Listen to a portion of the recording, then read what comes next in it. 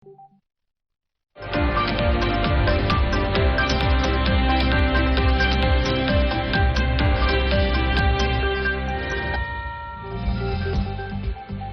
इंसाफ ने इलेक्शन मुलतवी होने पर सुप्रीम कोर्ट से रुजू कर लिया। इलेक्शन कमीशन के फैसले के खिलाफ स्पीकर पंजाब असेंबली सिप्तान खान और स्पीकर खैबर पख्तूनख्वा असेंबली मुश्ताक गनी ने मुश्तरका आईनी दरख्वास्त दायर कर दी।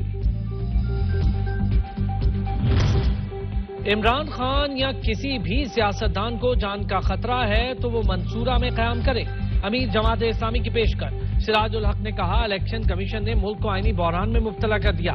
इलेक्शन के हवाले से सुप्रीम कोर्ट का हुक्म न माना तो यह आइन से बगावत होगी।